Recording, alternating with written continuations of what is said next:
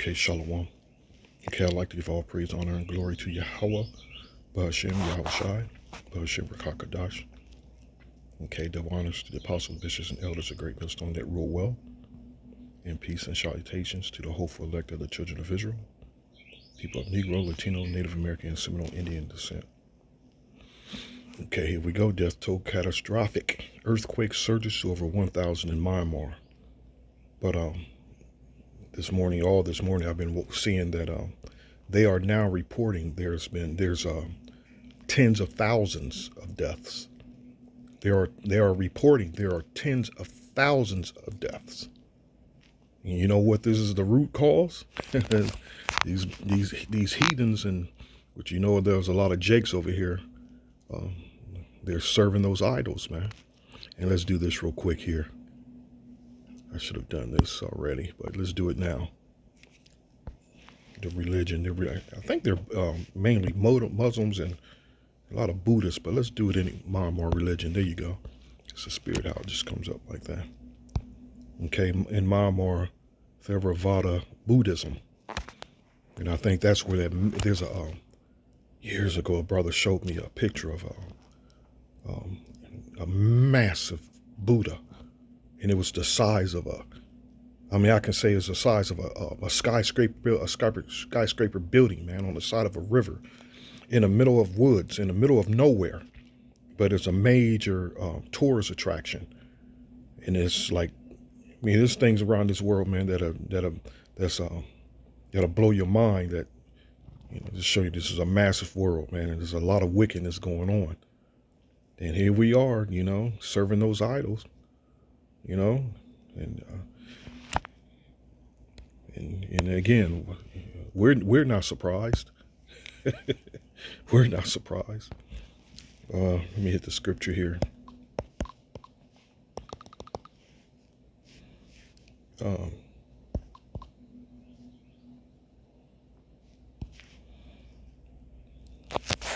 is what the world's going to learn. It's 20 or 21. Okay, there we go. Exodus 23, thou shalt have no other gods before me. Right? The precept says he's beginning to visit the world which he made. He's beginning to visit the world which he made. Then Yahweh gave the people all these instructions. I am the Lord your power, who rescued from the land of Egypt, place of your slavery. You must not have any other God but me. And this is what the world's going to learn, man. This is exactly what the world's going to learn. Because right now they're able to, again, this world is governed by Satan. So under Satan, anything and everything goes. Which he using these devils as, the governors of this world, man. A bunch of damn heathens. Where'd she go? Oh.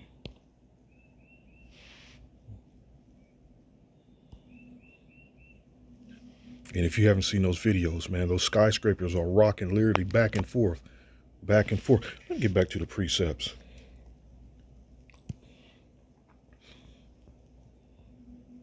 Now that I mentioned it, there's Psalms 96 coming into play too. But Second Ezra's, I think it's 9, which again, it's part of the signs that he's on his way. Okay, Second Ezra 9:1, he answered me then and said, measure thou the time diligently in itself. And when thou seest part of the signs pass, which I have told thee before, and part of those signs is these earthquakes, then shalt thou understand that it is the very same time when the highest will begin to visit the world which he made. And the whole point of the Lord coming back is shit ain't right, man. The world ain't right. That's the whole point of him coming back. To put things in its order. And this world is totally out of order, man. And while they're over there in Myanmar, and that's where a lot of Edomites go to pick up little boys. These Edomite men and women, They go over there to pick up little boys and little girls, man. Whole lot of filthy and whole lot of abominable acts are going on over there. Which with that land in the in this Pacific, um, um, beautiful islands, man. Thousands of islands. Um, yeah. Mainly a main tourist attraction for the rich. Okay, it says, therefore, when there shall be seen earthquakes and uproars of the people in the world. Well, why else would he be coming? The world's not right. These people ain't right, man. And everything they serve and all the gods, these false gods, as the scripture says in Psalms 96. A worthless piece of nothing. A worthless piece of nothing. That's what those idols are, literally, man. But it's being reported. They're saying tens of thousands, and they're always going to underreport things because the whole point is that, they want to take the glory away from Yahweh Bashem Yahweh Shai. Period. Oh, I meant to, let me do this right here. Do that.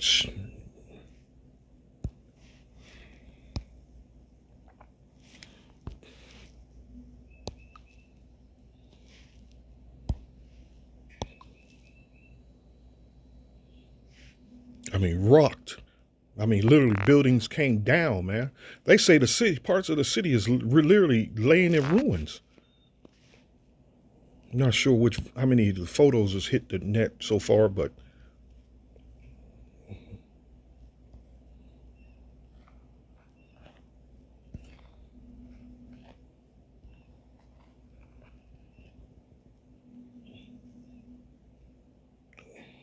and that number 7. There's that number 7. Do this here. Where's my phone go? Here we go. I'm having trouble spelling today. Okay, Google. Look up jealous God in the scriptures. The concept of God being jealous appears in several places within the Hebrew Bible, Old Testament. Here are some key scriptural references and points to consider. Exodus chapter 20, verse 5. This verse, I just lost it. Hold on. Okay, Google. Look up jealous God in the scriptures. the concept of God as jealous appears in several places within the Hebrew Bible. Okay, that's what I want to do. I wanted to pause it.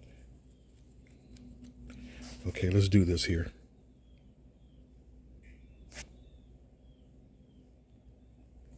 First here. Let me go back. Okay, Exodus 25, thou shalt not bow down thyself to them. Sorry, I'm getting ahead of myself. 24, thou shalt not make unto thee any graven image, or any likeness of anything that is in heaven above, or that is in the earth beneath, or that is in the water under the earth. Thou shalt not bow down thyself to them, nor serve them. For I, the Lord Yahweh, for thy power, am a jealous power, man. Imagine, man, you come home and your wife is laid up with another man, cooking for him, and, made the bath water for him, and, open her legs to him, and, and you spent time with this woman, man. You grown feelings for this woman. You built a family with this woman, and just imagine coming home and walking in on that, man. Just imagine that. And no man in their right mind, and we know we expect our wives to go off and trespass against us, man. It takes the spirit for you to maintain yourselves and continue on, but you can't help but that anger, that feeling of jealousy, man, will consume you. And again, it takes a strong man to keep himself in check, man. Because as the scripture says, don't be I'm trying to quote the scripture concerning your wives. The scripture mentioned trespass against thee. So we expect it. If she hasn't already, she will eventually. And I'm just looking at the word jealous here. And so imagine how the true living power, man. I'm talking about the only living powers, Yahweh Shai, who the world is choosing to ignore, choosing to not acknowledge. It's not giving you no definition.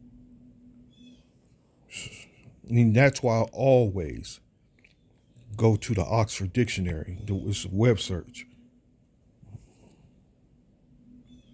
Jealous describes a state of feeling or showing envy, suspicious, or positiveness, often stemming from the fear of losing something or something valued. That's not good enough for me. Oxford Language, there we go. Jealous, feeling or showing envy or of someone or the achievements and advantages, feeling or showing suspicious of someone's unfaithfulness in a relationship, fiercely protective or vigilant of one's rights or possessions, fiercely protective or vigilant of one's rights or possessions.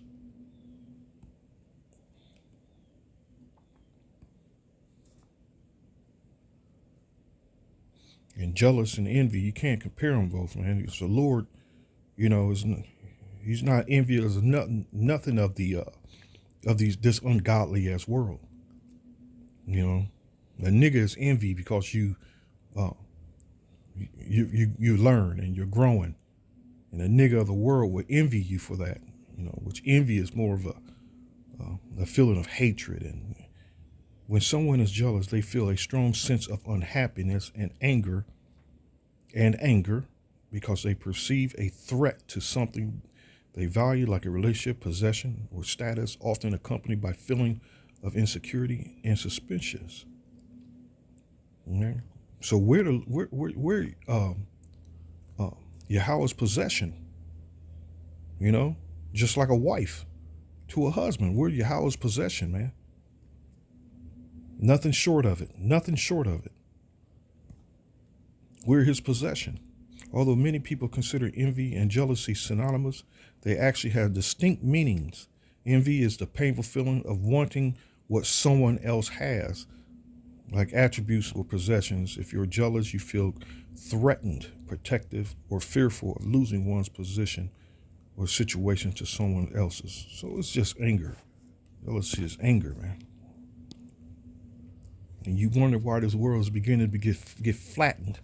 And he's literally beginning to flatten this world.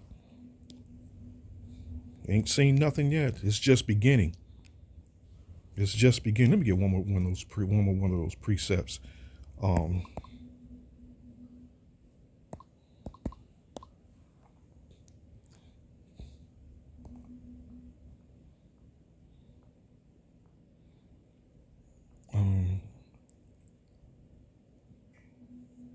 Exodus 34:14, for thou shalt worship no other God, for the Lord Yahweh, whose name is jealous, is a jealous power. Let's see if there's something in here. Jealous, a jealous. Kana.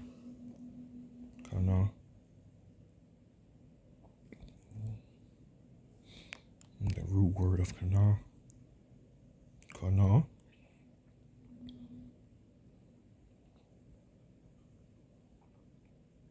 To excite to jealous anger, to provoke to jealous anger. This is the world. This is the world whose sins have reached the heavens. This is the world. So as the scripture says, thou shalt have no other God. Where's that Psalms at? Where's that Psalms at? Psalms 96.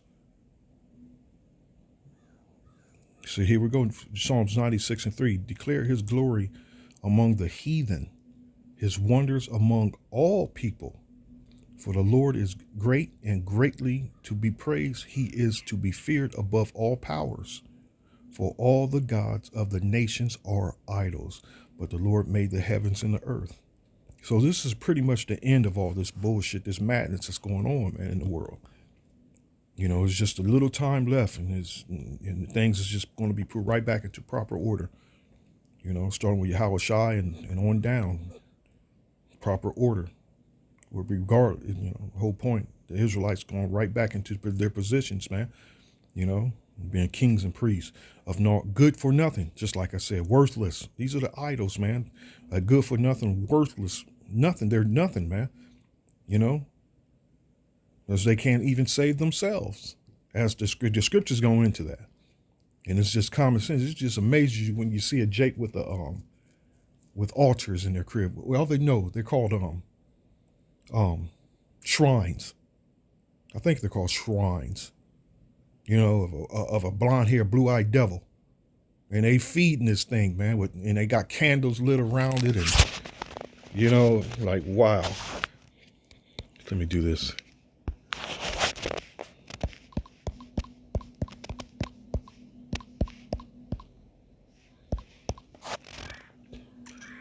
Use examples, usage examples. A place regarded as holy because it is associated with the divinity or a sacred person or relic, marked by building or other constructions. Images. That's Jake. Jake ain't no different, especially the Northern Kingdom. Jake, the Southern Kingdom does it different. You know, they're good at making like, for example, you go in a nigga's house, man, especially the old school niggas, they have a whole portrait of Martin Lucifer King, and they might have a little statue heads of him. They do it a little different, and they might have Buddha inside their homes, but the Northern Kingdom will go all out, like just a different form of wickedness. This is it's the store in Columbus I visit for a lot of my fruits and vegetables when I'm there. When I pick up this sauce that they make for eating corn chips, it's a dip they make, and it's amazing, man. You walk as soon as you walk into the grocery store. The grocery store is a restaurant as well. It's pretty nice. And the fruits and vegetables, man, taste like real fruits and vegetables. Like wow. As soon as you walk into their store, it's like this to the right of it, a little shrine, but it has Jezreel Bogia, and I don't know what the hell that is. That's something to Buddha, I guess.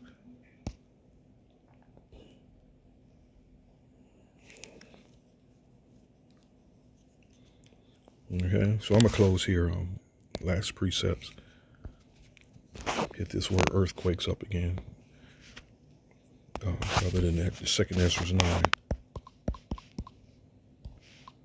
And I'm thinking of Luke and Matthews and earthquakes, Luke, Mark and Matthews. And great earthquakes, Luke 21 and 11.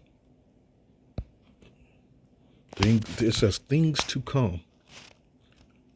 Luke 21 and 10, then said he unto me, nation shall rise against nation, and kingdom against kingdom, and great earthquakes shall be in divers places, and famine and pestilence, and fearful sights, and great signs shall there be from heaven. So great earthquakes in diverse places. So it's popping off. And if you haven't seen those videos of what's going on there, you have to watch them, man. The buildings coming down, and you have those you have them on, you know, people on the top of those skyscrapers. They have pools on the top of those skyscrapers. People are literally in the pools, man, and they're rocking back and forth. Like your first instinct is to hit the stairs, man. Get the hell out of that building, man. People are just dumb. There will be great earthquakes, and there will be great earthquakes. So there you go. Yeah. So again, back to that Psalms. I want to close with that. Whatever happened to her? Oh, this is it. Good for nothing idols. Good for nothing idols. And again, no acknowledgement of Yahweh Shem Yahushai. And that's the whole point of coming back. Because they're going to learn who he is. For all the gods of the nation are idols, but the Lord made the heavens. And they're giving all credit to something that's good for nothing. Honor and majesty are before him. Strength and beauty are in his sanctuary. All right. So hope you're edified. Till next time, Lord willing. Shalom.